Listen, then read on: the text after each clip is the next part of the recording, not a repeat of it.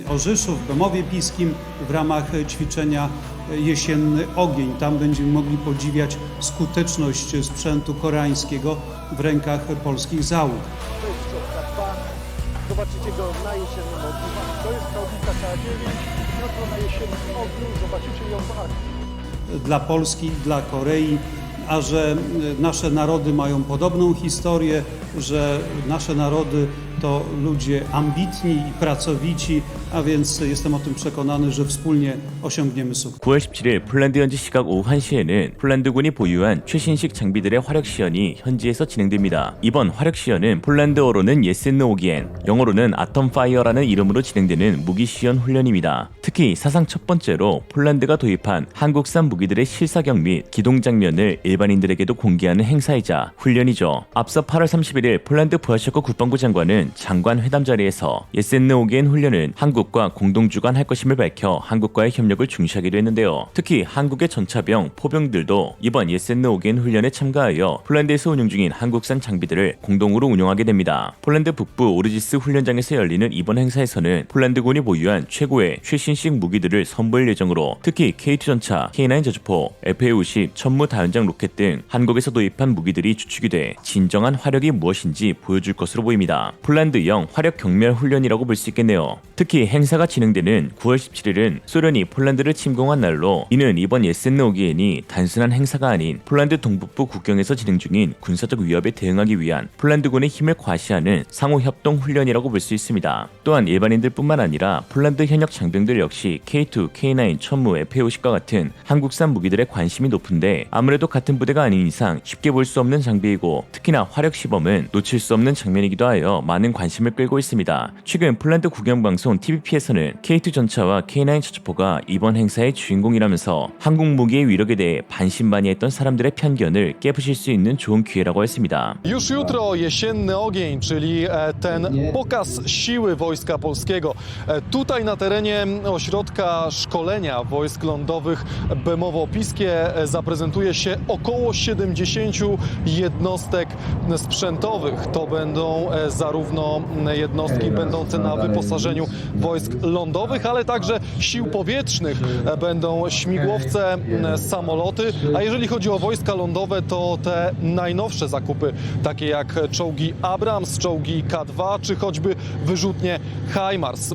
Tego typu sprzęt będzie można zobaczyć w warunkach bojowych. Jutro tutaj punktualnie o godzinie 13 rozpocznie się ten pokaz dynamiczny, który potrwa mniej więcej godzinę. Ale warto przybyć tutaj na ten teren już wcześniej, bo od godziny 8 będzie trwał piknik wojskowy i będzie można z tym sprzętem zapoznać się z bliska, porozmawiać z wojskowymi, którzy na co dzień obcują właśnie choćby z czołgami K2 czy armatohaubicami K9. 라고 하였습니다. K2 전차에 대한 폴란드 현지인들의 관심이 커지자 폴란드 제16기계화 사단 20기계화 여단에서는 아예 K2 전차를 타볼 수 있는 기회라면서 모병 광고를 제작하기도 했는데요. 여기에는 K2를 경험해보세요 라는 글과 함께 에베레스트 산 다음 가는 세계 제2의 고봉인 해발 8611m의 K2 산을 빗대어 K2표의 최대 사거리가 8000m라는 문구를 적었습니다. 그러면서 오스트로다에 위치한 20기계화 여단의 일원이 되어보세요 라고 했죠. 실제로 모병제를 운용하고 있는 폴란드 군인들은 다른 사회 초년직보다 봉급이 높고 대우가 좋으며 또 새롭게 도입한 첨단 장비들을 직접 운용해보고 싶은 사람들이 많이 늘어나 지원율이 크게 상승했다고 합니다. 한편 현재 폴란드 이웃국가 체코에서는 나토 공군 합동훈련인 나토 데이즈가 열렸습니다. 9월 16일부터 17일까지 진행되는 이번 행사에서는 나토 19개국이 참가하는데, 특별히 폴란드가 특별협력국으로 선정되면서 향상된 폴란드군의 유럽 내 영향력을 알 수가 있었습니다. 특히 가장 눈에 띄는 부분은 폴란드의 F-50GF가 나토 공군 훈련에 참가했다는 것입니다. 폴란드 컨설팅 회사 PRCT의 이사이자 전 공군 공보부서장인 아렉 프로테스는 해당 훈련장에서 FA-50이 전시되어 있는 사진을 공개했습니다. 참고로 이분 SNS에는 카이와 FA-50에 관련된 소식이 거의 전부일 만큼 한국 항공 산업에 대한 매우 큰 관심을 지니고 있습니다. 하나와 현대로템이 북유럽 담당자의 모건 모겐슨 대표를 고용한 것처럼 개인적으로 공석인 카이 동유럽 현지 담당자의 아렉 프로테스 대표를 추천합니다. 한편 사진에서 알 수 있듯 FA-50GF는 많은 나토 회원국들의 관심을 받았는데 있었는데요. 그들은 처음 보는 기체에 매우 놀라워하며 박스 위로 올라가서 사진을 남기기도 하였습니다. 오른쪽에는 폴란드 공군의 가니부스가 설치되어 있었는데 23 바자 론니츠프 타크니고, 즉 23 전술 공군 기지라고 적혀 있었습니다. 현재 FA-50 4대가 배치 완료된 민스크 마즈비에스키 공군 기지를 뜻하는 것이죠. 폴란드의 FA-50GF를 이번 훈련에 보냄으로써 역사상 첫 번째로 FA-50이 나토 공군 훈련에 참가하게 되었습니다. 그동안은 나토 회원국에서 열린 에어쇼에 참가한 경우는 있었지만 합동 훈련에 한국산 항공기체가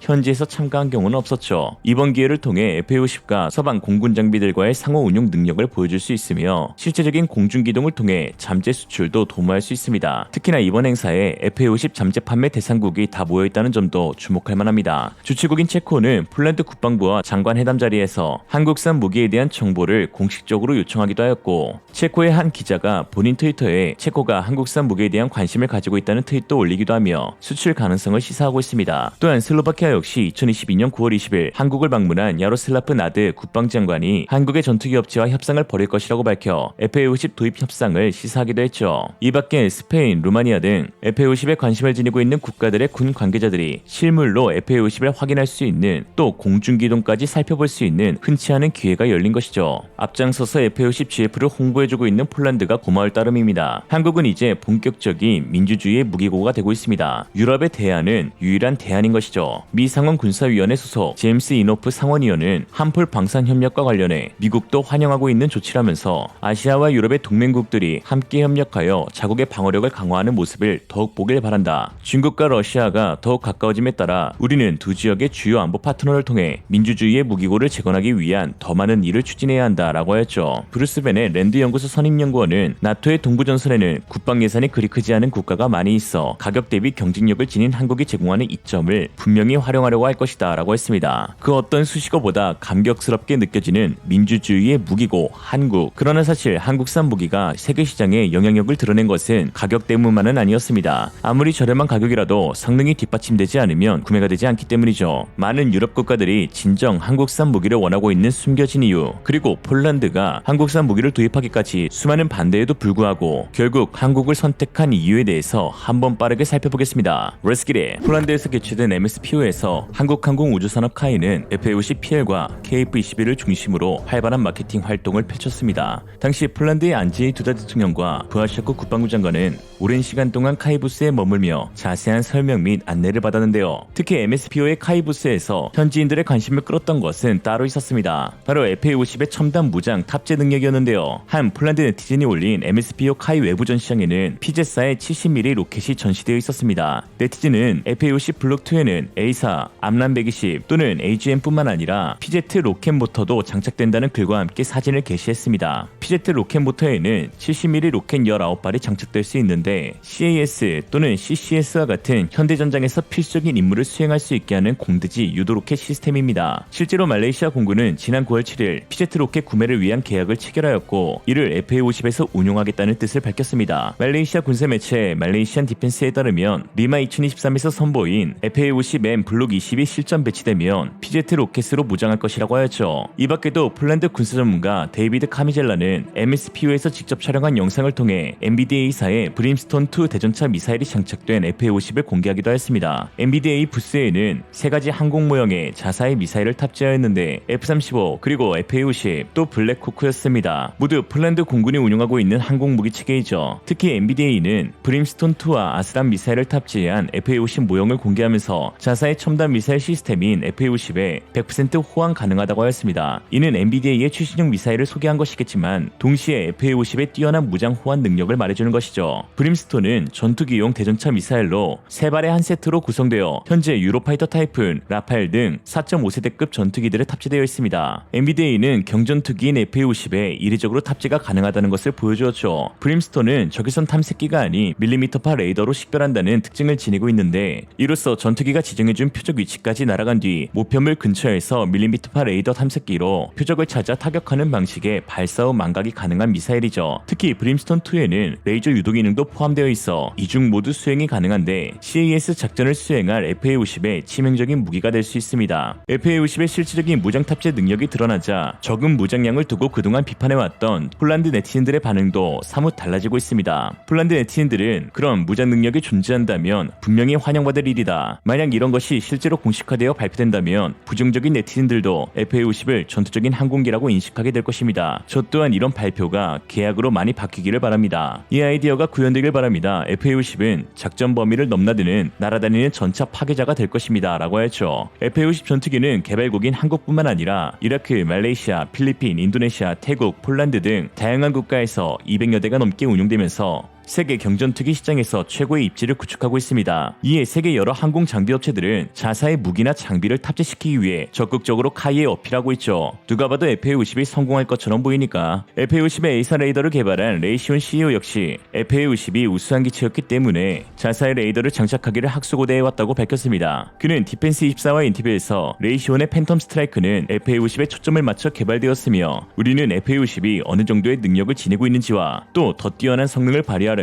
어떤 종류의 센서들이 필요한지도 잘 알고 있었기에 적극적으로 카이 측에 어필하였다라고 했습니다. 최근 인도 매체 유라시아 타임스에 따르면 경쟁이 치열한 세계 경전투기 시장에서 FA-50이 확실한 선두에 나섰다라고 보도했는데요. 인도 공군 조종사 출신 아닐 초프라 예비역 중장이 작성한 글이라 자국 테자스에 대한 호평도 있지만 결국 세계에서 가장 선호되는 경전투기는 FA-50이라고 인정하였습니다. 그러면서 한국 산업 자체가 뛰어난 기술 산업 기반을 갖추고 있으며 특히 구매국과의 협력을 중시하고 있어 앞으로 더 많은 판매가 이루어질 것이라고 내다봤습니다. 한편 최근 놀라운 소식이 전해졌는데요. 폴란드가 세계 최고의 대한 미사일로 불리는 노르웨이 콩스버그사의 NSM 미사일을 대거 구입했다는 소식이었습니다. 중요한 것은 폴란드가 NSM 미사일을 FA-50에 탑재하려는 계획을 세우고 있다는 것이죠. 폴란드 FA-50 웹사이트 FA50.pl의 카롤 로고진스키 기자는 FA-50에 잠재적으로 탑재될 무장들을 소개한 글을 기고하였는데 AGM-88 함 대레이더 미사일, AGM-158 제즘 글라이딩 미사일, AGM-154 제이스와 같은 첨단 미사일들과 함께 폴란드 공군은 NSM 대한 미사일을 FA-50에 장착하길 원하고 있다라고 했습니다. 로고진스키는 NSM을 FA-50 전투기와 통합하면 그 전투 가치를 크게 높일 수 있다면서 최근 들려오는 소문에 따르면 공군이 NSM을 통합하려는 계획 구상을 이미 끝낸 상황이라고 전하였습니다. 스웨덴과 핀란드가 나토에 가입하면 발트해가 사실상 동맹의 내해가 되고 다른 국가에서도 발트해 함대와 전투할 수 있는 수단이 있기 때문에 대한미사일의 FA-50 통합은 확실히 고려되어야 하는 사안이죠. 특히 폴란드 공군의 이레네우스 노박 준장은 FA-50의 주된 임무 중 하나가 발트해 지역에서의 항공경찰 임무라고 언급한 바 있듯 FA-50에 탑재된 NSM 대한미사일은 칼리닝그라드에 있는 러시아 발트 함대에 대한 상당한 억제력을 발휘할 수 있을 것으로 보입니다. 이렇듯 폴란드 일부 네티즌들이 비판하고 있는 FA-50의 무장 능력은 사실 동급 기체 가운데 가장 뛰어나다고 해도 과언이 아닐 만큼 상당한데요. 카이가 공개한 자료에 따르면 실제로 FA-50의 수용 가능한 무장폭과 탑재량이 상당히 크다는 것을 알 수 있습니다. TA-50에는 주익에 2000파운드급 무장을 탑재할 수 없다고 알려져 있는데 FA-50에는 탑재 가능한 무장에 2000파운드급 폭탄이 포함되어 있고 심지어 날개 하나에 2개씩이나 탑재할 수 있다고 자료에 언급되어 있어 놀라움을 주었습니다. 기체 사이즈는 작을지라도 폴란드가 구상한 모든 작전을 다 할 수 있는 전투기인 것이죠.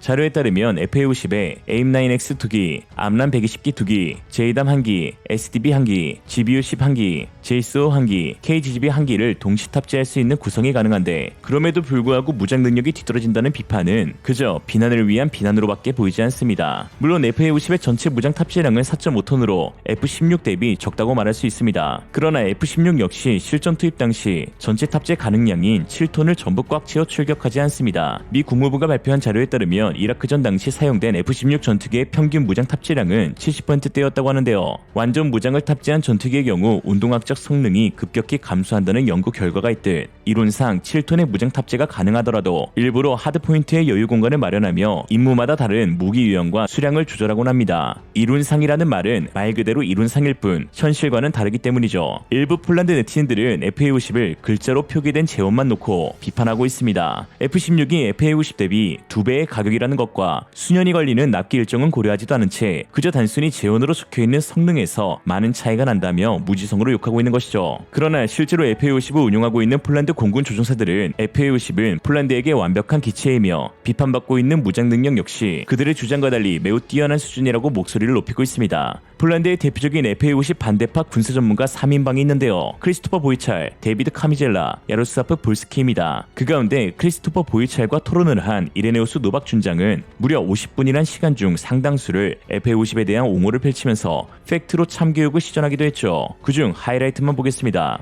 Powiedzmy około $10 milionów na egzemplarzu w tej chwili w stosunku do F-35, to czy warto jest inwestować takie pieniądze przy czasie oczekiwania w tej chwili 8 do 9 lat na otrzymanie samolotu, z całym szacunkiem dla wersji V, a nie lepiej wejść w F-35. Samolot w zupełnie innych możliwościach operacyjnych. Tym, że nie mieliśmy czasu i tutaj nie było czasu.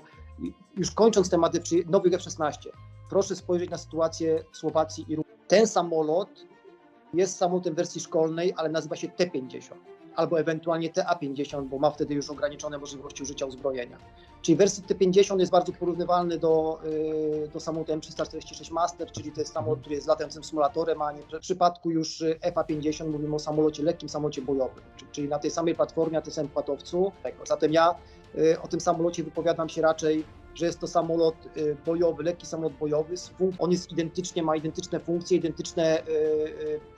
identyczne przyciski fizycznie jak w F-16, więc wsiadacie Państwo z tego samolotu F-16 do FA-50 i tak naprawdę mamy poziom ambicji. Mówiąc o poziomie ambicji, mówimy dokładnie o czymś takim jak Baltic Air Policing, czyli chcąc projektować swoją rangę i rolę w regionie, my musimy się udzielać, musimy być tutaj pomocni, udzielać wsparcia naszym sojusznikom, którzy lotnictwa nie mają. Jest to normalna rzecz. Tak budujemy pozycję swojego państwa w regionie. No chciałbym być Arabią Saudyjską i posiadać na przykład 500 F-35 i operować wyłącznie F-35. To by świetnie załatwiało sprawę, natomiast trzeba być realistą. Wiele innych rzeczy, a nawet wyposażenie indywidualne żołnierzy musi zostać zmienione. FA-50 daje nam tutaj tą możliwość optymalizowania kosztów, zarówno w szkoleniu pokojowym, jak i w przeniesie JDAM-a, czy przeniesie takie uzbrojenie, proszę zwrócić uwagę, jak KGB. To jest Korean GPS Guided Bomb. Nic innego jak zwykła bomba ogólnego stosowania Mark 82, która waży 500 kg. Tanie uzbrojenie, skuteczne, można saturować przeciwnika, czy testowaliśmy takie parametry, które są na przykład ważne w walce powietrznej, jak prędkość kątowa maksymalna. niewiele mniejsza niż na F-16. 반대파들이 주장하는 바는 단순합니다. 더 강력한 무장, 더 뛰어난 성능을 지닌 기체를 들여야 한다는 것이죠. 사실 누구라도 쉽게 내뱉을 수 있는 말입니다. 그러나 이러한 주장은 폴란드의 현재 상황을 고려할 때 전혀 현실적이지 못합니다. 이상과 달리 현실은 그렇지 못하기 때문이죠. 폴란드는 2019년 미국 F-35 구매 계약을 체결했지만 만 5년째인 지금도 아직 한 대조차 인도받지 못했습니다. 그러면서 할 수 있는 것이라곤 F-35가 오면 우리 공군이 강해질 거야 라며 SNS 글을 작성하는 것뿐이죠. 최신형 F-16 바이퍼 역시 소프트웨어 결함으로 인해 납기가 지연되고 있는 것은 매한가지이며 특히 성능 개량을 통해 대당 1,500억이 넘는 전형적인 고가의 기체가 되었습니다. 폴란드가 도입한 F-50PL의 2배이죠. 러시아나 벨라루스의 위협이 코앞으로 닥친 폴란드 상황에서 언제 납기될지 모르는 고가의 장비를 한없이 기다리는 것이 정령 안보를 위한 것인지 한번 잘 생각해보라고 노박 준장은 호소하고 있는 것입니다. 대안이 없는 비판은 허공에 울리는 메아리와 다를 바 없으니까요. 현실에 맞지 않는 이상은 그저 이상한 생각이다. 오늘의 한 줄 평, 누구에게나 그럴싸한 계획은 있다고 했다. 단 처맞기 전까지 말이다. 최근 폴란드 국방부 장관 마리우시 부하샤크는 미국의 첨단 MLRS인 하이마스 발사대 486대의 구매 계약을 최종적으로 승인했다고 발표했습니다. 본격적인 인도는 2025년 말에 시작될 것으로 예상되며 인도전 한국 천무와 같은 방식으로 폴란드 엘츠사의 트럭과 통합될 것으로 보입니다. 국방부는 보도자료를 통해 미국이 기술 지원을 제공할 예정이라고 밝히면서 하이마스 시스템이 사용하는 선별된 미사일의 기술도 확보할 계획이라고 하였는데요. 하이마스가 배치되는 제16 기계화 사단은 러시아 칼리닝그라드와 인접해 있기에 하이마스에서 운용되는 대한미사일 프리즘의 기술 이전일 가능성도 높게 점쳐집니다. 그야말로 러시아 발타함대는 폴란드 손바닥 안에 놓여지게 된 것이죠. 폴란드형 하이마스는 옐츠 차대와 통합되어 호마르 A로 재탄생하게 됩니다. 폴란드형 천무 제식명이 호마르 K인지라 일각에서는 아메리카의 A, 코리아의 K를 붙인 것 아니냐라고 하시는데요. 글쎄 의도한 것인진 모르겠지만 폴란드에서는 로켓을 뜻하는 아무니치아의 A 그리고 차른형을 의미하는 콜로비의 K를 붙였다고 전하였습니다. 알아보긴 쉽겠네요. 한편 폴란드가 모든 계약을 이행하여 도입까지 완료하게 된다면 670대의 K9 저주포, 300대의 K239 천무, 500대의 하이마스를 보유하게 되어 러시아가 보유 중인 포병 전력을 압도하는 것은 물론 전 유럽 최강의 포병 부대를 갖게 되어집니다. 그런데 독일은 왜 긴장하고 있냐고. 폴란드가 이처럼 포병 화력 증강에 집중하고 있는 이유는 포병 체계가 우크라이나전에서 게임 체인저로 입증되고 있기 때문입니다. 최근 우크라이나 오신트에 따르면 자포리자 오블레스트 지역에서 러시아의 부크 M3 방공 시스템이 우크라이나가 보유한 하이마스의 공격으로 인해 파괴되었다며 그 영상을 공개했는데요. 우크라이나 드론이 좌표를 하이마스에게 전달하자 그 즉시 포격이 이루어지는 것을 볼 수 있었습니다. 파괴된 부크가 레이더 시스템까지 보유한 방공 시스템으로 일반적인 대공 미사일보다 더 찾기 어려운 목표물을 찾도록 개발되었다는 점에서 드론과 포병의 박살난 사실에 충격을 주고 있는데요. 이처럼 무인 정찰기와 MLRS의 조합은 실전에서 막강한 위력을 발휘하고 있습니다. 드론은 멀리 떨어져 있는 포병 부대에게 적의 정확한 위치를 전달, 정밀 포격을 요청할 수 있어 느린 속도로 비행하는 유인 관측기가 수행하던 위험한 역할을 대신할 수도 있는데요. 전쟁의 신으로 불리고 있는 포병과 이제 전장에서 없어서는 안 될 드론의 조합은 각 무기 체계의 장점을 더욱 극대화시켜줄 수 있는 최고의 조합으로 불리고 있습니다. 한편 폴란드가 대규모 포병 체계를 구축하고 있는 와중에 일부 폴란드 네티즌들은 우려스러운 목소리도 내고 있습니다. 발사 시스템을 도입하는 것은 찬성하나 과연 그 많은 탄약들을 제때 보급받을 수 있냐 하는 것이었는데요. 폴란드는 1000대의 K2 전차, 116대의 에이브람스에서 사용할 120mm 포탄, 676문의 K9 자주포와 122대의 크랩 자주포에서 사용할 155mm 포탄, 그리고 300대의 천무, 500대의 하이마스에서 사용할 다양한 구경의 로켓과 미사일이 필요한 상황입니다. 결국 탄약, 포탄, 로켓, 미사일을 확보하지 못한다면 있어도 사용하지 못하게 되는 불상사를 낳게 되기 때문이죠. 특히나 현재 전 세계가 포탄 및 미사일 부족에 시달리고 있는 상황이기도 합니다. 이런 상황 가운데 최근 폴란드 방산전시회 MSPO에서는 한 가지 눈에 띄는 장면이 포착되었는데요. 회장 입구에 전시되어 있는 천무 포드에 122mm 로켓 포드가 장착되어 있었다는 것입니다. 도입교육 때나 사격 테스트 당시에는 6발의 로켓을 탑재하는 239mm 포드, 그리고 한 발 탑재가 가능한 600mm 포드의 구성으로 보여줬다면 이번 전시장에서는 122mm 로켓 20기를 탑재한 포드를 처음으로 공개하였고 특히 로켓을 밖으로 꺼내 보이기도 했습니다. 하나가 이처럼 전시한 데에는 분명한 의도가 있는 것이라고 할 수 있죠.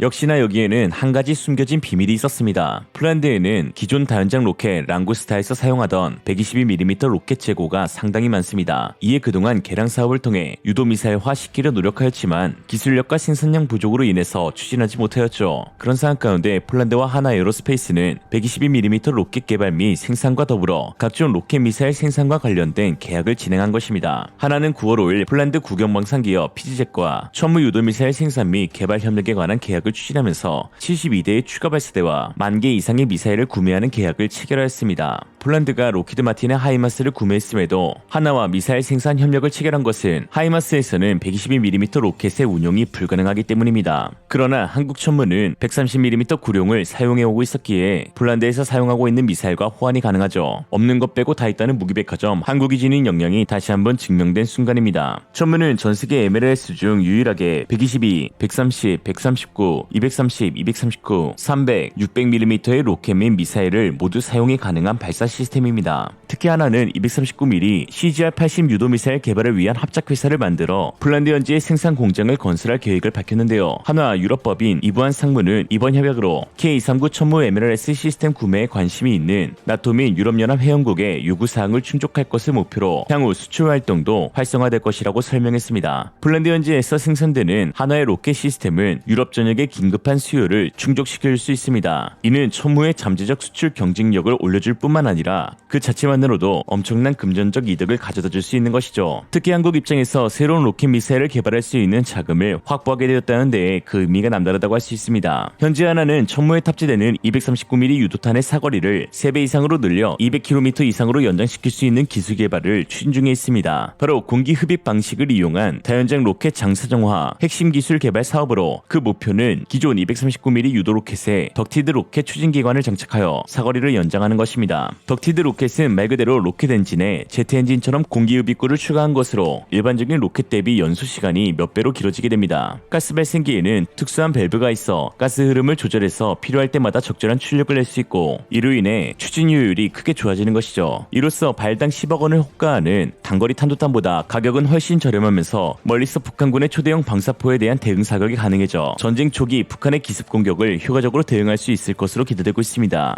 덕티드 로켓은 기술 장벽이 높고 개발 비용이 많이 소요되어 소수의 몇 국가만이 개발 및 실전 배치에 성공한 기술입니다. 또한 지난 5월에는 고성능 다연장 개발 기술 무기 측의 패키지형 프로그램이 시작되었습니다. 23년 9월부터 26년 9월까지 493억 원을 투자하여 기존 다연장 대비 사거리, 화력, 표적 타격 능력이 향상되고 원격 운용 및 통제 관리 능력을 보유한 고성능 다연장 기술을 개발하는 것인데요. 여기서는 기존 카나드 조종 형태를 후방 날개 조종 형태로 변경하고 SBS 위성함법 장치 및 통합형 전자장비 그리고 축소형 탑재 장비와 고온 환경 구동 장치를 개발하여 유도탄의 정확도를 크게 높여주는 기술입니다. 한국이 진짜 무서운 이유가 아직 휴전 중이기에 끝없이 더 강력한 무기 체계를 개발 연구한다는 것이죠. 더 많은 화력, 더 긴 사거리, 강력한 힘만이 평화를 가져다 줄 수 있다. 이를 위해 한국은 자국이 자랑하는 무기를 해외에 수출하여 그 자금으로 새로운 무기의 R&D를 진행하는 선순환 구조를 만든 것입니다. 또한 폴란드 현지에 포탄 공장이 건설된다면 한국과 폴란드는 동일한 무기 체계를 사용하고 있기에 유사시 제2의 군비기지로 운용될 수 있다는 장점이 있습니다. 현재 총 9천억 원을 투입해 작년 초 전력화를 시작한 120mm 자주 박격포에 사용할 포탄이 1년이 넘도록 양산되지 않고 있어 논란이 일고 있는데요. 박격포가 인도되는 시점에 포탄도 함께 인도됐어야 했는데 현재 양산 계약조차 이루어지지 않은 상태입니다. 포탄 개발 업체인 풍산은 105mm, 155mm 포탄의 수출 수요가 급증해 120mm 포탄을 지금 당장 계약하기 어렵다고 전하였죠. 또한 지난 2019년에는 하나 대중공장 화재로 인해 100일이 넘도록 천무 미사일이 생산되지 못했던 적도 있었습니다. 이러한 혹시 모를 불상사를 대비하여 폴란드 현지에 포탄 미사일 공장이 구축된다는 것은 한국군에게도 유사시 큰 도움이 되는 부분이죠. 전 세계에서 포탄을 제조할 수 있는 설비와 여건을 구축한 국가는 몇 되지도 않지만 또 구매가 가능하다 하더라도 우선 자국의 무기와 호환이 가능한지 여부를 따져야 합니다. 그런데 한국에서 주력 무기체계로 사용하고 있는 무기들의 포탄, 로켓, 미사일을 폴란드에서 제조가 가능하다면 이는 단순히 공동 수출 차원을 넘어 유사시 우리 군의 역량도 크게 늘려주는 것이죠.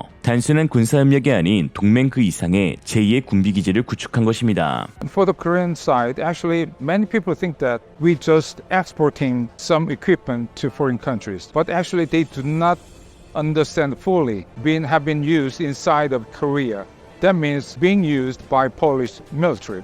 That means we will have buyback those weapon systems for the emergency situation inside of Korea. For the Polish people, we are providing weapon systems in an emergency situation to fill the gap in. 특히 9월 17일 폴란드 북부 오르지스 트레이닝 센터에서 일반인들에게 최초로 화력 시범이 공개되는데 이 행사에 한국 장병들이 실제로 참여하게 되어 K2 전차와 K9 저주포, 천무를 운용하는 시간도 갖게 됩니다. K2 전차와 K9 저주포가 배치된 제16 기계화 사단은 벌써부터 한국산 무기를 앞세워 홍보하고 있는데요. SNS에서는 이번 행사의 주인공은 제16 기계화 사단, 제20 여단의 K2 전차라면서 많은 관심을 부탁한다고 했습니다. 한국군은 게스트로 참여하는 해외 국가 가운데 유일하게 K2 전차, K9 저주포, 천무를 운용하게 되는데 뭐 당연한 말이겠지만 한국에서 사용하고 있으니 가능한 것입니다. 혹시나 폴란드에 거주 중이시거나 여행을 계획하시는 분이라면 9월 17일 오르지스 트레이닝 센터에 가셔서 멋있는 K2, K9, 천무, 여군 누나를 만나보시면 좋겠습니다. 아, 가고 싶다. 오늘의 한 줄 평, 폴란드는 친구가 아니다. 가족이다. 인도의 고산지대이자 중국과의 분쟁 지역인 라다크에 최근 중국산 자주포 대대가 전진 배치되었다는 소식이 전해졌습니다. 라다크는 인도 북서부에 위치하고 있으며 북쪽은 카라코람 산맥, 남쪽은 히말라야 산맥으로 둘러싸인 지역으로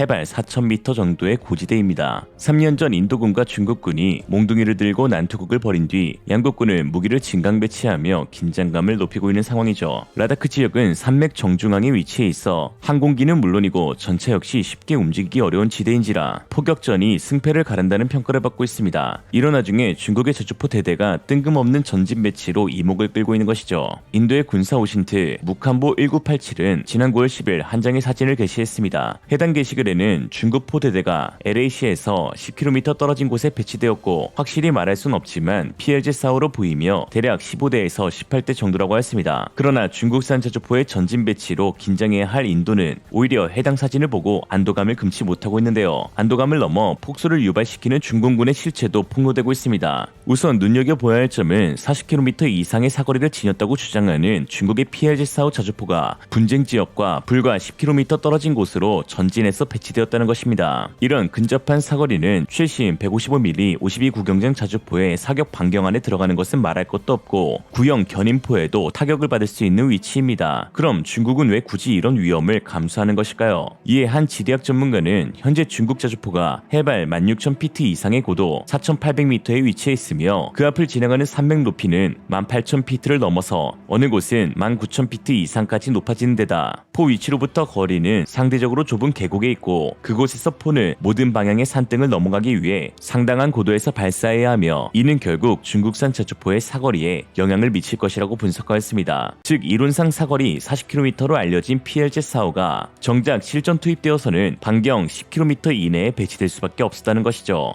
이는 중국산 자주포가 4,000m가 넘는 고지대에서는 실제 성능의 25%밖에 발휘하지 못한다는 것이 증명된 것입니다. 물론 모든 무기체계가 고지대 운용에 어려움을 겪겠지만 특히 중국산 자주포는 재원 성능과의 차이가 심각한 것인데요. 고산지대에서는 갑작스러운 난기류와 날씨 변화가 빈번하게 발생하여 포의 사격 정확도에 영향을 미칠 수 있으며 포의 사거리와 사격 궤적에도 영향을 줄 수 있습니다. 특히 낮은 온도와 더불어 낮과 밤의 기온차가 크다는 점도 자주포 운용에 불리하게 작용하죠. 포의 발사 파이로테크니스 및 화약은 온도에 민감하며 온도 변화는 발사 에너지와 탄약의 성능에 영향을 미치기 때문입니다. 그러나 한편으론 고지대는 대기 압력이 낮고 공기 밀도가 감소하여 대기에서의 저항을 줄여줄 수 있기 때문에 오히려 포탄이 더 멀리 날아갈 수 있는데요. 그럼에도 불구하고 중국산 자주포가 이전보다 더 가까운 거리에 배치된 것은 결국은 형편없는 사격 정확도에 따른 결과라고 볼 수 있습니다. 낮은 공기 밀도는 포를 더 멀리 더 빠르게 보내기도 하지만 이러한 외부 요인으로 인해 포탄의 비행 경로를 추적하기 어려워 정확성을 크게 낮추게 됩니다. 이는 중국산 자주포의 고질적인 반동 문제와 결합되어 사실상 10km 이내에서 발사하지 않으면 정확한 사격을 할 수 없게 만드는 것이죠. 중국산 자주포는 발사 시 반동을 잡지 못해 차체가 뒤로 밀리는 모습까지 보입니다. 발사 후 차체가 이렇게 흔들리는 건 곡사화기로서의 가치가 1도 없음을 의미하는데요. 포병 사격은 직사가 아닌 포물선 형태의 곡사 방식입니다. 즉 길게는 40km 밖의 표적을 맞춰야 하기 때문에 매우 정밀한 계산과 조작이 필요하죠. 이에 포병은 정밀한 사격을 위해 도가 아닌 밀리라디안, 줄여서 밀이라는 단위를 쓰는데 1도가 무려 17.7mm입니다. 자주포 사격 시 이 1mm를 살짝 틀면 1km 밖의 탄착점은 1m가 이동하게 됩니다. 그러니 아주 조금이라고 느껴지는 1도를 틀어버리면 1km 밖에서는 17m의 오차, 40km 밖에서는 680m의 오차가 발생하는데 고작 1도의 차이에서 생겨나는 것입니다. 상황이 이렇다 보니 흔들거리는 중국산 자주포를 저 멀리 배치할 수 없었던 것이죠. 자칫 잘못하다가 진짜 라다크 국경선 전방에 배치된 포병 전력들을 전부 자기 손으로 몰살시킬 수 있기 때문입니다. 또한 공개된 사진을 통해 알 수 있는 또 다른 한 가지 사실이 있었는데 중공군의 실전 경험이 매우 부족하다는 것입니다. 한 네티즌은 중국 포병들이 하천 밑바닥에 여러 참호를 만들었다며 폭소를 금치 못했고 이내 실제 전투에서 중공군이 러시아인보다 더 큰 실수를 저지를까 걱정된다고 비웃었습니다. 숨을 구멍을 만들어 놓는 것 자체가 문제가 되는 것은 아니지만 문제는 그 구멍을 만들 위치가 하천 밑바닥이라는 것입니다. 일반적으로 군사 전략에서는 방어를 위한 구조물을 조심스럽게 선택하고 위치를 결정합니다. 하천 밑바닥은 자연적으로 물이 흐르는 곳으로 비가 오면 그 지역은 빨리 침수될 수 있고 상황에 따라 그 구조물을 사용하는 것이 더 어려울 수가 있죠. 한마디로 중국이 중국했다. 이처럼 고산지대에서의 중국산 PLZ-45의 치명적 리스크가 증명된 반면 인도군이 운용하고 있는 한국산 K9 자주포는 오히려 물 만난 물고기처럼 모든 상황에서 탁월한 운용 능력을 보여주어 화제가 되고 있습니다. 지난 8월 5일 인도 매체 아니의 기자 아직쿠마르 두베이는 자신의 SNS에 K9 자주포의 영상을 게재하면서 K9 바지라와 함께 라다크 산맥에서 촬영한 영상이다. 자주포 평가는 일반적으로 사막과 평야를 대상으로 이루어지지만 인도 육군은 LAC의 긴급한 상황을 고려하여 산악 배치용으로도 평가를 마쳤다. 그 결과 K9 자주포는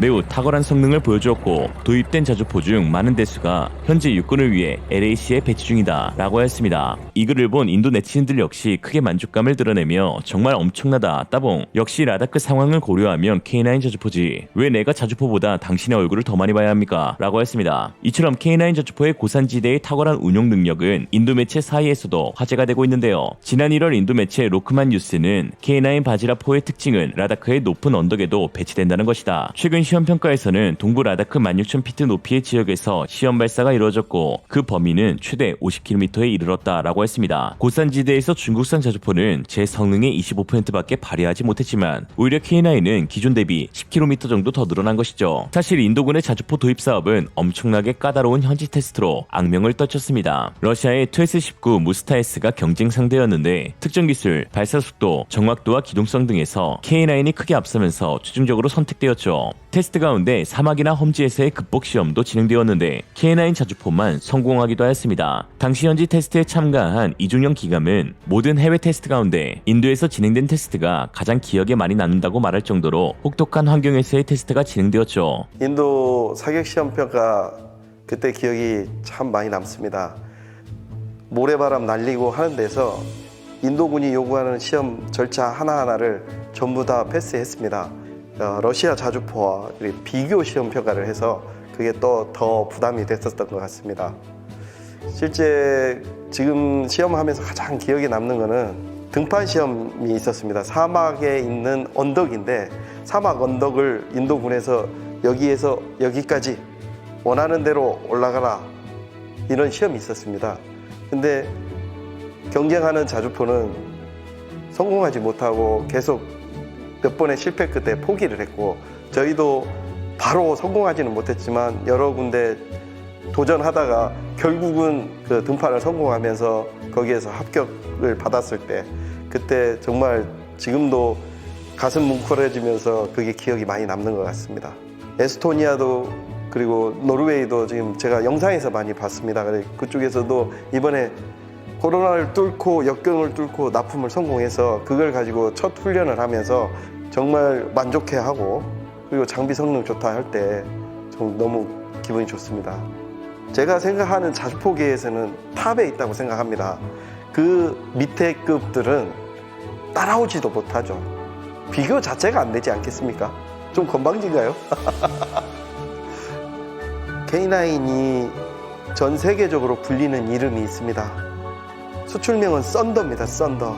인도, 노르웨이 이런 모든 곳에서도 그런 류의 신들의 이름을 붙이고 있습니다. 신급인 존재라고 저는 생각합니다. 다양한 기후와 험지를 보유하고 있는 대한민국에서 통하는 무기체계는 노르웨이의 설원, 인도의 고산지대, 이집트의 사막 등 모든 곳에서 운용이 가능한 전천후 자주포입니다. 특히 인도군은 K9 자주포를 도입한 이후 한 차례 실전 경험까지 치렀는데요. 그 이후 K9 자주포의 성능에 크게 만족하며 200문의 추가 도입도 논의 중에 있습니다. 2019년 인도와 파키스탄 국경 분쟁 당시 K9 자주포 10문과 파키스탄의 SH-15 차륜형 자주포가 맞붙었습니다. SH-15는 중국산 PCL 181 자주포의 수출형이죠. 그리고 결과는 K9 자주포의 압승으로 끝났습니다. 그 뒤 중국 역시 라다크 지역에 무한 궤도형 자주포 PRJ-45를 배치했는데 결국 오늘날 이 꼴이 난 것입니다. 한편 최근 K9 자주포의 성능 개량형 K9A2가 11일부터 진행되는 영국 방산 전시회 DSEA에서 공개되었습니다. K9A2 모델은 탄약과 장전을 완전 자동으로 장전할 수 있어 분당 9발 이상 신속한 사격이 가능하고 2명의 탄약수가 줄어 현 5명의 운용 인원을 3명으로 줄일 수 있게 되었습니다. 또 기존 스틸 궤도 대신 복합 소재 고무 궤도를 장착해 진동, 소음까지 줄어 안정적으로 장거리 주행을 할 수 있게 되었습니다. 이미 전 세계 70%의 시장 점유율을 차지하고 있는 K9 자주포이지만 영국에 수출되는 것은 또 다른 큰 의미가 있는데요. 영국의 MFP 사업이 영국 주력 자주포 AS-90을 대체해야 할 차세대 자주포를 선정하는 사업이기 때문입니다. AS-90은 1992년에 등장한 자주포로 K9 자주포와 비슷한 시기에 개발된 자주포이며 당시만 해도 포탑 설계에서 최고의 기술들이 적용되었습니다. 특히나 영국은 FH-70, SP-70, AS-90으로 이어지는 155mm 자주포 독자 기술도 보유하고 있는 국가이기에 이러한 영국이 정식으로 K9A2를 주력 자주포로 도입하게 된다면 이는 세계 최고의 자주포가 K9A2임을 증명하는 것이라고 할 수 있죠.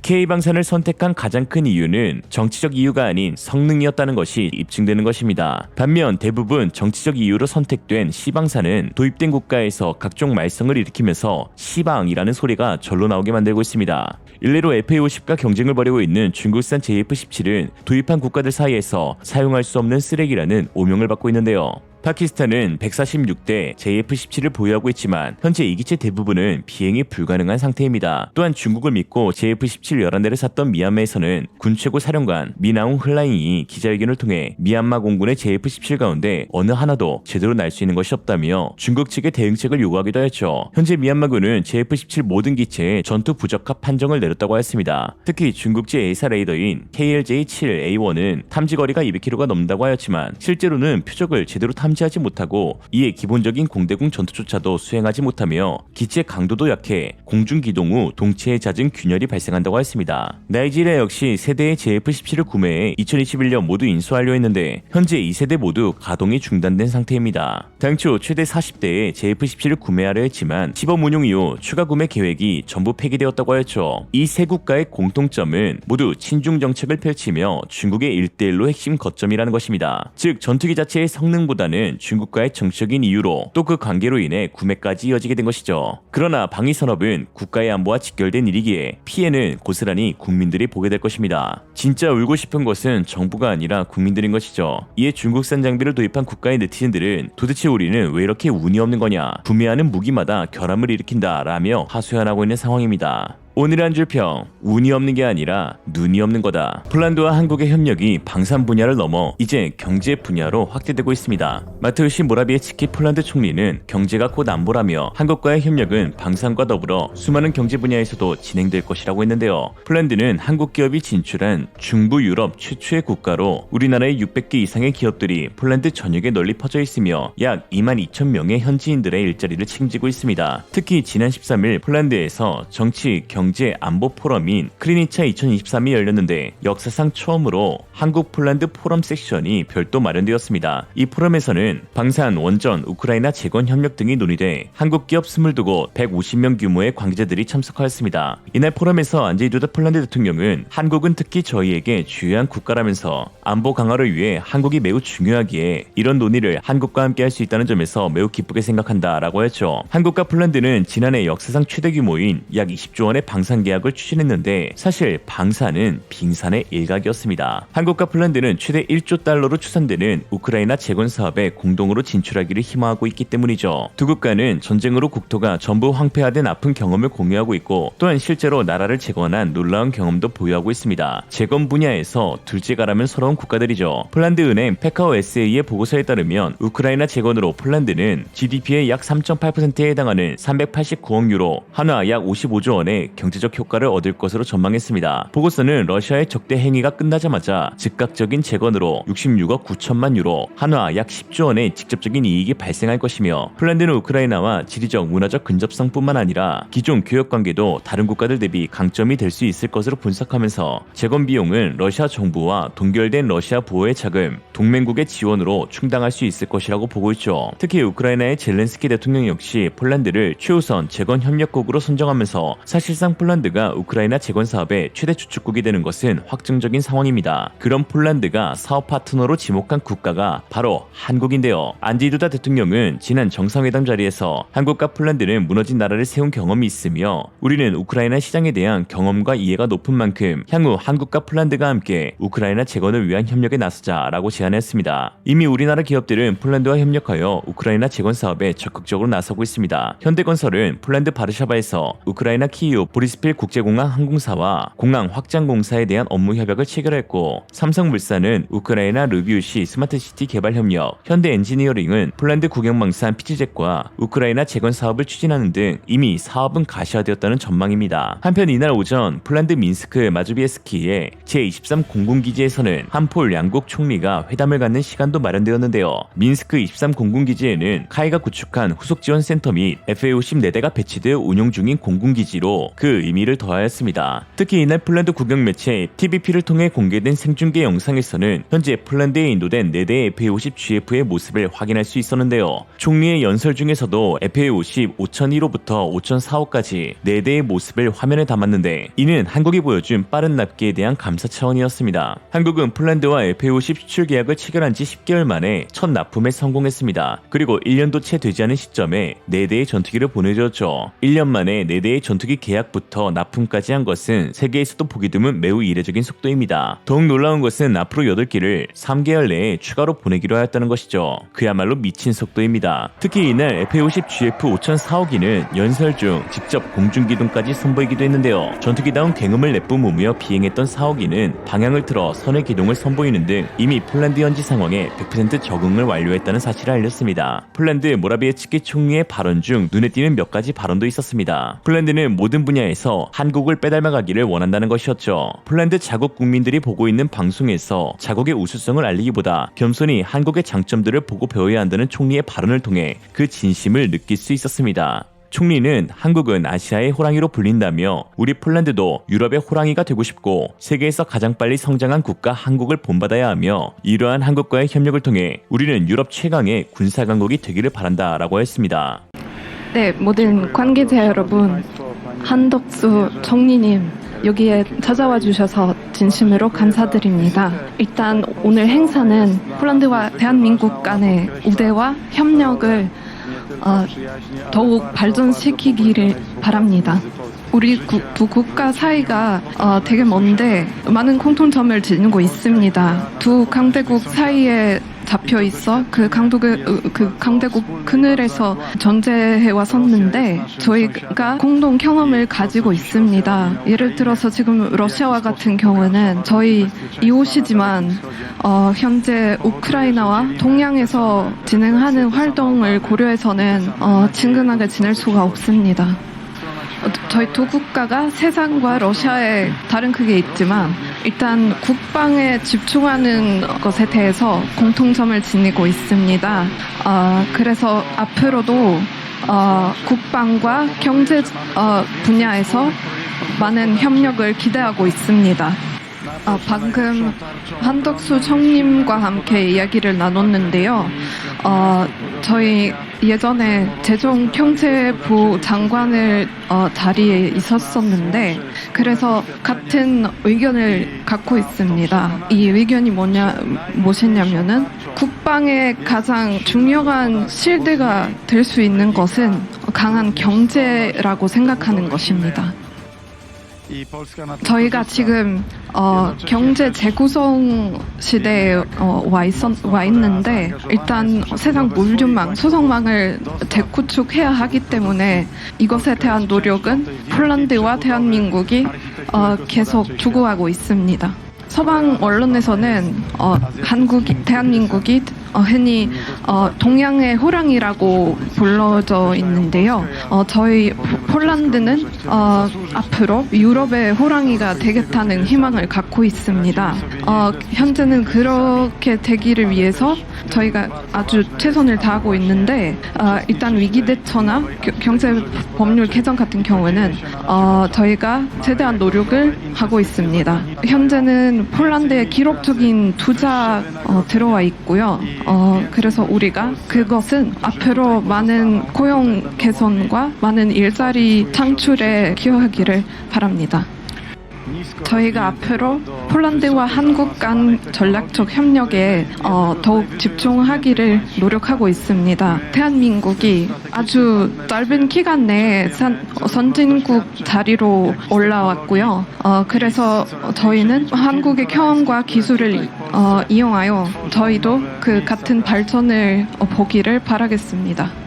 폴란드와 대한민국 간 무역 흐름이 2022년에 100억 달러로 이르렀는데 현재 폴란드에 있는 한국 업체들이 한 600개 있고 그중 100개가 생산 업체이기 때문에 폴란드의 최신식 기술의 흐름이 계속 들어오고 있습니다.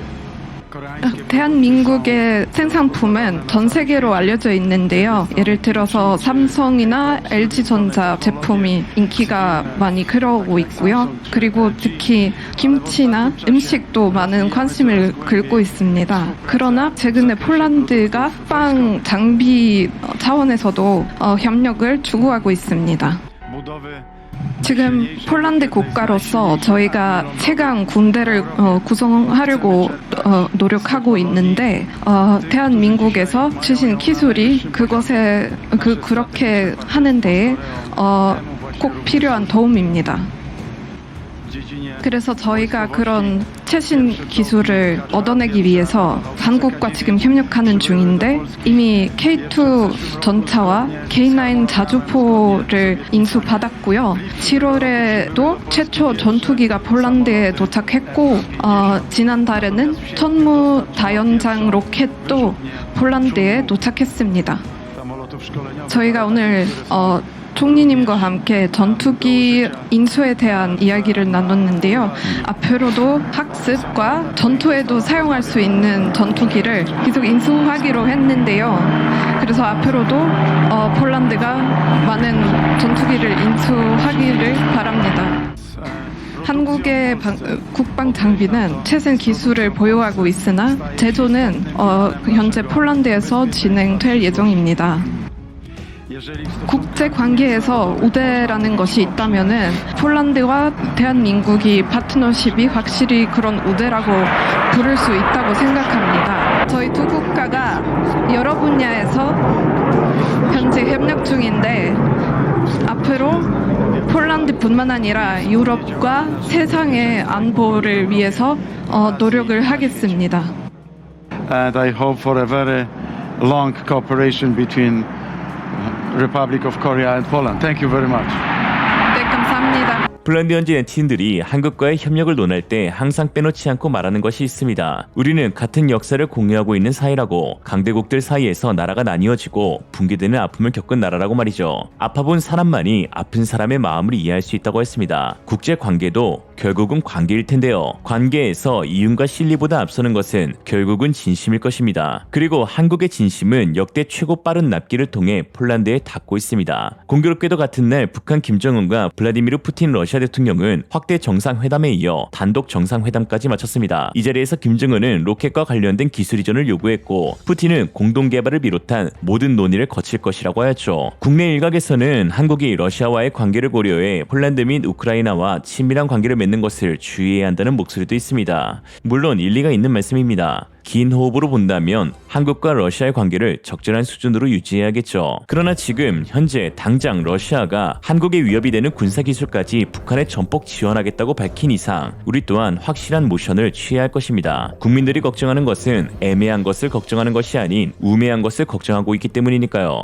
오늘의 한 줄평, 서울시 용산구 동저동에 거주 중인 이미숙 씨는 관계에 대해 다음과 같이 정의했습니다. 나 좋다는 사람 거절하지 말고 나 싫다는 사람 매달리지 마라. KF21이 드디어 한국 국민들 앞에서 최초로 모습을 공개하게 됩니다. 현재 멋진 데뷔전을 준비하고 있는데요. 9월 26일 국군의 날 기념 행사에 참가할 공중 편대에는 KF21이 선두에서 날고 F-35와 FA-50 등 6종 21대의 전투기가 대규모 편대 비행을 펼치게 됩니다. 벌써부터 KF21의 공중 기동이 도심에서 포착되기도 했는데요. 한 네티즌이 올린 영상에서는 KF21 6호기로 보이는 기체가 굉음을 내뿜으며 도심 상공을 가르고 있었습니다. 특히 랜딩 기어를 내놓고 비행하던 시험 비행 때와는 달리 전부 수납한 형태로 비행하는 모습에서 KF-21의 개발이 순조롭게 진행되고 있음을 알 수 있었고, 또한 멀리서 보이는 기체의 외형이 마치 세계 최고의 공중 우세기로 불리는 미국의 5세대 스텔스 전투기 F-22 랩터와 사뭇 유사하여 많은 화제가 되기도 하였습니다. 다시 봐도 정말 우리 한국이 개발한 전투기라는 것이 믿겨지지 않을 정도입니다. KF-21이 개발에 착수한 지 8년 만에 국민들에게 첫 공개되면서 내년으로 예정된 양산에 대한 기대감도 커지고 있습니다. 최근 국내 한 언론사의 모기자가 KF-21 가격이 880억 원을 추가한다며 미 F-35 스텔스기보다 비싸 양산의 차질을 빚을 수 있다는 기사를 내보내기도 했는데요. 그러나 사실 KF-21은 개발 초기 당시 예상 대당 단가를 6,500만 달러에서 7천만 달러로 측정하였고, 이를 현재 환율로 변환하면 860억 원에서 928억 원 사이기에 당초 계획에서 벗어난 건 아니었습니다. 게다가 기자가 비교군으로 대입한 7천만 달러대의 F-35는 프로그램 코스트도 유닛 코스트도 아닌 미 국무부가 발행한 엔진 제외 대당 평균 약 7,500만 달러였는데요. 엔진을 뺀 기체마저도 현재 환율을 고려하면 995억 원인데 880억인 KF-21이 어째서 더 비싸다고 말하는 것인지 이해할 수 없습니다. 특히 최근 한국은 F-35A 25대를 도입하기로 하면서 6조 7천억 규모의 FMS를 발행했습니다. 이는 KF-21 양산 시점과 6세대 개발 시점 사이에 발생할 전력 공백을 F-35의 도입으로 메꾸겠다는 계획인데요. 이번 계약을 보면 6조 7천억 원 전체 예산은 예비 부품, 군수 지원, 후속 패키지가 포함된 프로그램 코스트로 대당 가격은 2,680억 원이었으며 일반적인 유닛 코스트는 전체 비용에서 절반에 해당한다는 점을 고려하면 순수 기체 단가는 1,300억 수준임을 알 수 있었습니다. 더욱이 방사청이 국방연구원에 제출한 사업 타당성 검토 자료에 표기된 KF-21의 대당 880억 원, 6,600만 달러는 초기 양산 시의 가격으로 앞으로 추가 수출 및 블록2, 블록3 개발을 통해 양산 단가는 더욱 내려갈 여지가 충분합니다. 현지만 놓고 보더라도 동급 기체인 라팔과 유로파이터 타이푼과 비교시 확실한 가격 경쟁력을 가지고 있죠. 사실 KF-21은 초기 개발부터 사업성에 관한 논쟁이 끊이지 않았습니다. 7번에 달하는 사업 타당성 검토로 개발이 착수되기 전 13년간의 긴 논쟁을 거쳐야 했죠. 당시 개발에 반대했던 사람들은 국산 전투기를 만든다고 하니 아니 가성비 좋은 외국 전투기를 갖다 쓰면 되지 굳이 한국형 전투기를 만들 필요가 있냐는 지적과 비판을 수도 없이 쏟아냈습니다. 한국의 기술력으로는 첨단 전투기를 만들 수도 없고 정작 만들어도 운용할 능력이 안 된다는 주장이었죠. 그러나 이들의 주장과 달리 현재 KF-21은 5세대급 항전 장비를 갖춘 4.5세대 플러스 전투기로 개발에 성공하게 되면서 보란듯 그 잡음들을 잠재워버렸습니다. 물론 지금까지도 남들은 6세대기를 개발하는데 우리는 고작 4.5세대 기체를 가지고 웬 난리냐 라는 소리가 있긴 하지만요. 그러나 정작 반대파들이 모르는 한 가지 사실이 있습니다. KF-21 개발의 핵심 본질은 사업성에 있는 것이 아니라 기술력 확보에 있다는 것이죠. 전투기의 경우 외국에서 도입해 유지보수와 장비, 무기 통합 및 개량 과정을 거치려면 최소 수천억 원에서 수조 원의 비용이 들어갑니다. 국산 전투기가 아니면 필요할 때 뜯어서 정비와 보수를 할 수도 없고 자체 업그레이드도 할 수가 없죠.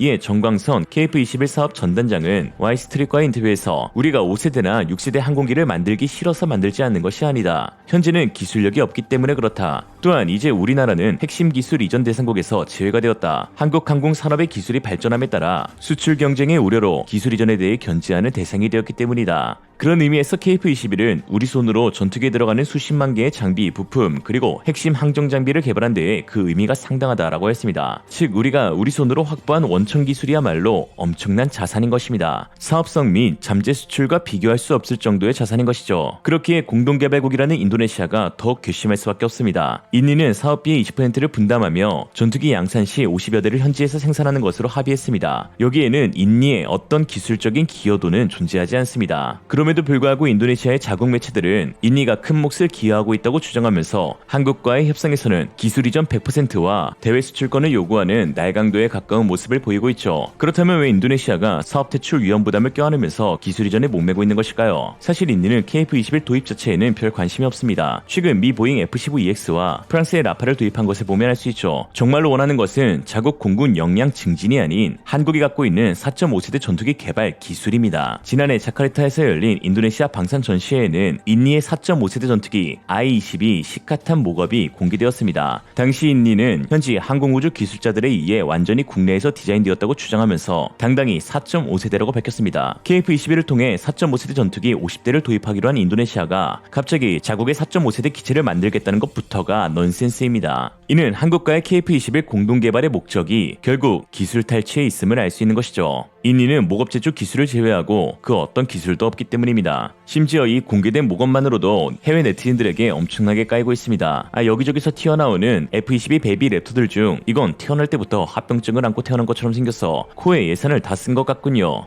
이건 너무 못생겼네. 인니는 KF-21 프로그램의 기술 이전을 사용하고 있습니까? 그거 끔찍해 보이는데 라는 반응을 보였습니다. 한편 최근 인도네시아가 깜짝 놀랄만한 소식들이 쏟아졌습니다. UAE와 폴란드가 공식적으로 KF-21 도입 및 개발 프로그램에 참여하겠다는 의사를 밝힌 것인데요. 최근 한국과 UAE는 군사 경제 협력을 위한 회담 자리를 가졌는데 당시 UAE 무기도입 담당 부서 타와준 경제위원회는 사무총장 명의로 한국과 KF-21 사업 협력을 제안하는 서한을 보냈습니다. 무엇보다 그 서한에는 KF-21에 대한 인니 투자분을 대체하겠다는 의사가 분명하게 기재되어 있어 화제가 되고 있는데요. 적어도 UAE와 협력하게 되면 인니처럼 돈 때문에 걱정할 일은 없다는 점에서 매우 긍정적입니다. 미국과 프랑스의 무기들을 화끈하게 현찰로 구매해왔던 아랍에미리트는 현물 대안 또한 넘쳐나는 석유를 지급하면 끝입니다. 역시 팜유보단 석유죠. 또한 최근 폴란드는 32대의 신형 전투기 도입을 추진하겠다며 KF-21에 대한 직접적인 관심을 드러내기도 했습니다. 지난 14일 폴란드 매체 디펜스 입사에 따르면 폴란드 부하샤크 국방부 장관은 최소 2개 편대가 더 필요하다고 전했으며 이에 카이의 KF-21,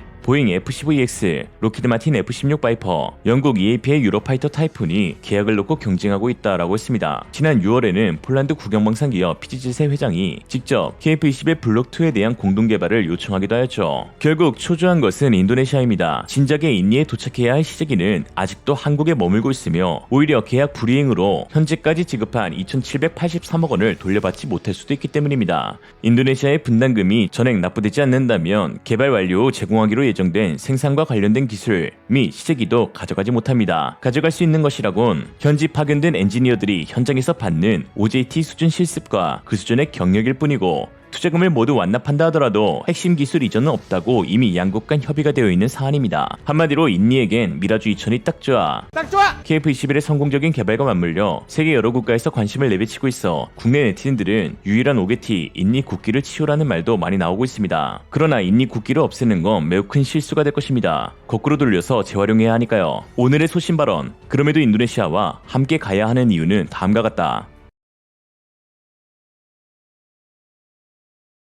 한국이 개발한 세계 최고의 MLRS 체계인 K239 천무가 지난 8월 21일 폴란드에 도착한 지 불과 37일 만에 추가 11대가 폴란드 그다니아 항에 도착하여 충격을 주고 있습니다. 정말 엄청난 납기 속도가 아닐 수 없는데요. 지난 15일 폴란드 부하체코 국방부 장관은 자신의 SNS를 통해 호마르K 다연장 로켓 발사대의 추가 요소가 이미 폴란드에 도착했습니다. 11개의 K239 천무 발사대 모듈 하역이 완료되었으며 이는 우리 군수 공장으로 운송되어 옐츠 트럭과 통합될 예정입니다. 라고 했습니다. 빠른 납기로 정평이 나 있는 한국은 그 명성에 걸맞게 엄청난 속도로 폴란드에 무기를 인도해주고 있는데요. 천무 역시 K2 전차나 K9 자주포와 같은 무기 체계와 다를 바 없이 현재 빠른 납기가 진행되고 있습니다. 지난 5월 16일 옐츠 트럭 세대가 한국에 도착하여 6월 5일 세대 모두 천무 발사대와 통합이 완료되었고 6월 20일 그중 한 대의 천무가 폴란드 MSPO 전시회를 위해 먼저 선박에 선적되었으며 나머지 두 대는 6월 24일부터 31일까지 한국 ADD에서 진행된 기동 및 사격 테스트를 받았습니다. 그 사이 8월 18일부터 22일까지 5일간 폴란드 포병들이 한국에 직접 방문해 교육과정을 이수하는 시간도 가졌죠. 6월 20일에 선적된 한 대의 천무는 8월 21일 폴란드 현지에 도착했습니다. 당초 예정보다 12일이 늦어졌는데 선박 수송 중 이민자를 구조하기 위해서 시간이 지연되었기 때문입니다. 그리고 최근 9월 15일 11대의 추가 발사대가 폴란드에 도착하게 되었고 한국에서 폴란드까지 대략 50일가량 소요된다는 점을 고려하면 이미 7월 28일 11대의 발사대를 선적하여 보냈다는 것을 알 수 있습니다. 첫 번째 천무를 보낸 지 불과 37일 만에 11대를 추가로 보내준 것이죠. 일각에서는 한국군에 도입될 발사대 재고를 미리 건네준 것이 아니냐라고 하시는데요. 폴란드형 천무는 KT즘2 탑재가 가능한 신형 발사대이기 때문에 한국군 도입 물량과는 별도로 진행되었으며 그저 생산 속도가 어마무시하게 빨랐던 것입니다. 11대의 천무 발사대는 이내 폴란드 옐츠사에 도착하여 옐츠 트럭과 통합하게 됩니다. 만약 옐츠 트럭이 이미 준비가 되어 있다면 지난 한국에서 걸린 통합 시간을 고려할 때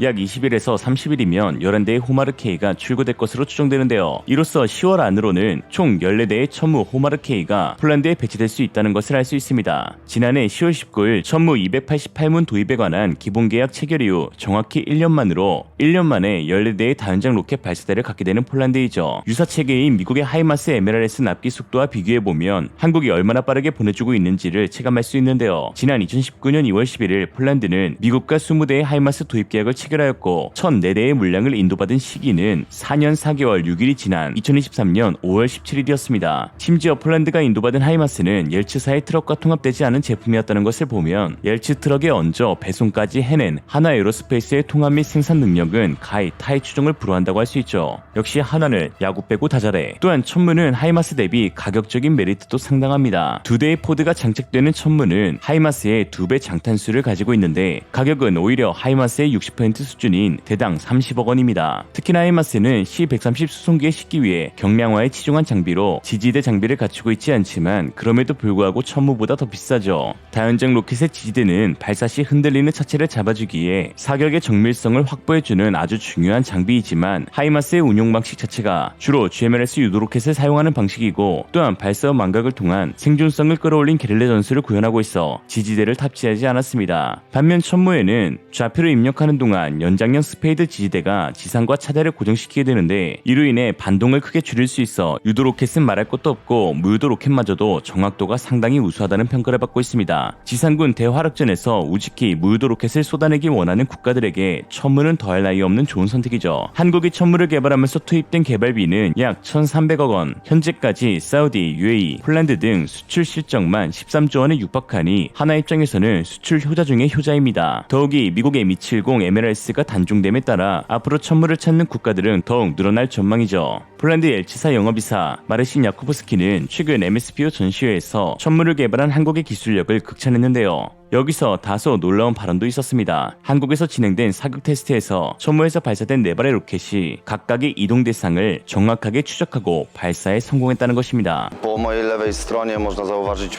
pojazd z zabudowaną wyrzutnią czumą. Jest to koreański system artyleryjski. Jest to prezentowany drugi pojazd, który wysłaliśmy z Czech do Korei na początku tego roku.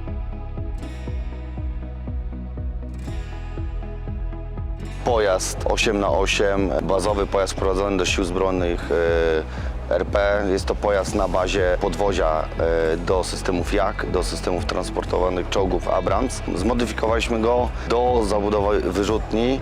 Wyrzutnia jest koreańskiej firmy Hanwha. Obecnie jeszcze mamy jedną wyrzutnię, która czeka na strzelania systemem o zasięgu 300 km.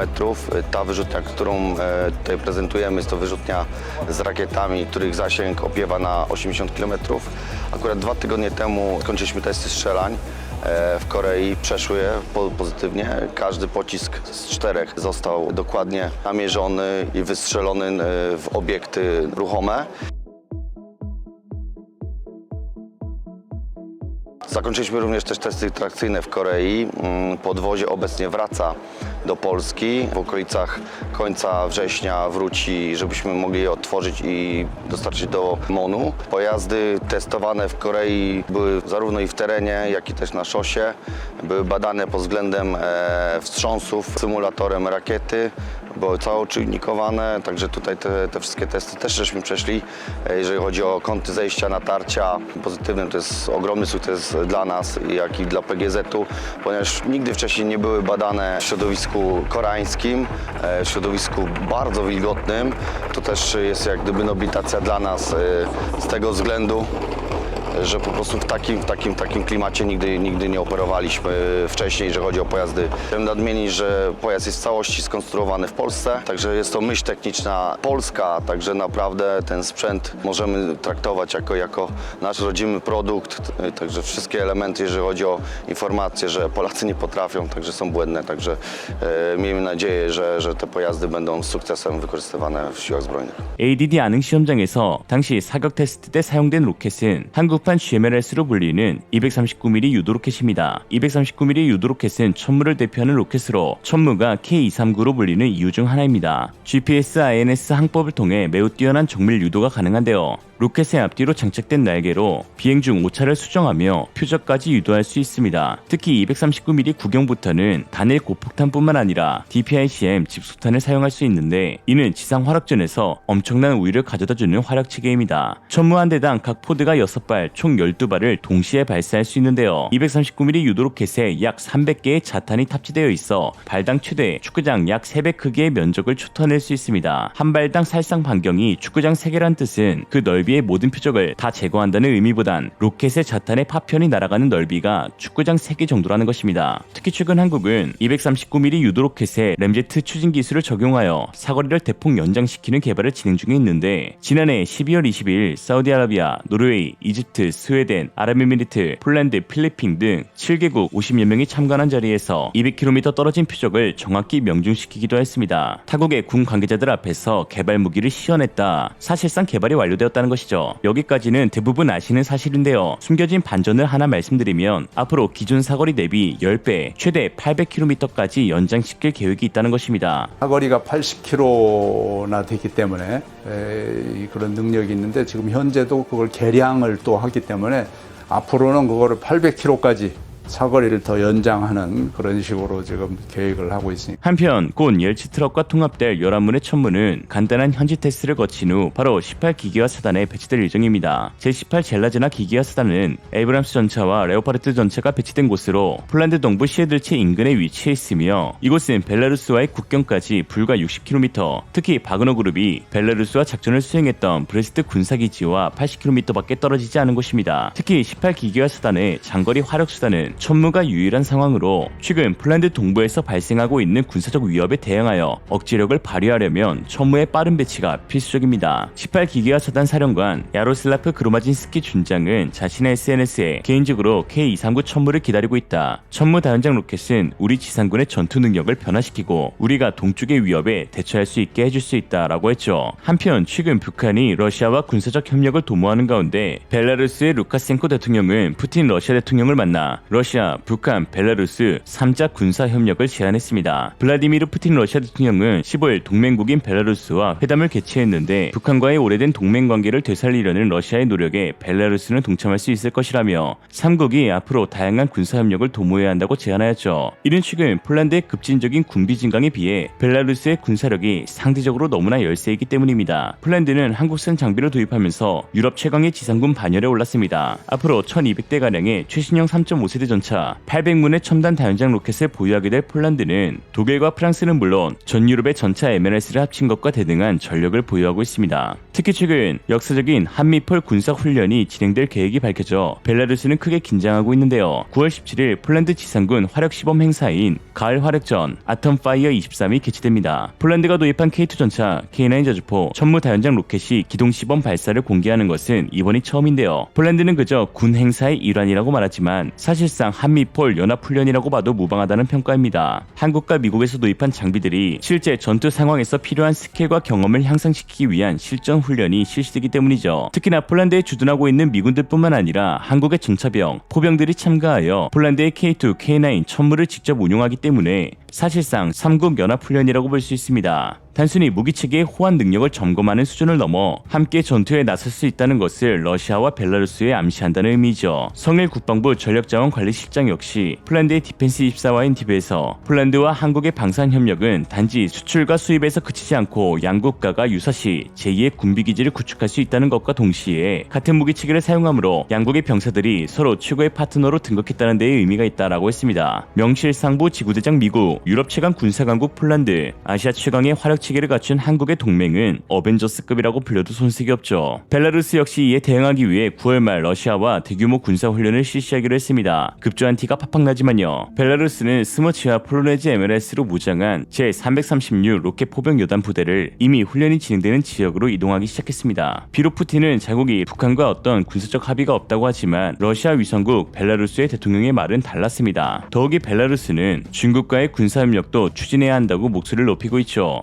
벨라루스가 이렇게 안절부절 못하는 것은 러시아가 벨라루스에 바그너 용병을 짬처리시켜 괜히 폴란드의 군비 증강만 자극한 측면도 있습니다. 폴란드의 강력한 군사력 증진에 벨라루스는 지푸라기라도 잡는 심정으로 이리저리 손을 내밀고 있는 것이죠. 사실상 한미폴 대 북러벨 대치 상황으로 변모하고 있는데요. 이러한 각국의 선택들이 과연 어떤 파장을 일으킬지는 섣불리 예측할 수 없습니다만 국내 일각에서는 한국이 수출에 눈이 멀어 잘못된 국제관계를 만들고 있다는 비판도 있습니다. 한국이 입으로는 평화를 바라고 있지만 누구보다 많은 무기를 생산하면서 줄곧 주변국의 군사력을 뛰어넘기만 바라고 있다고. 진짜 이래도 되는 거냐고. 응, 돼. 오늘의 한 줄 평. 진정한 평화를 원하거든 진정한 힘을 가져야 한다. 이상으로 리얼리즘이었습니다. 여러분의 생각은 어떠신가요? 현명하고 지혜로운 여러분의 의견을 지금 댓글에 남겨주세요. 감사합니다.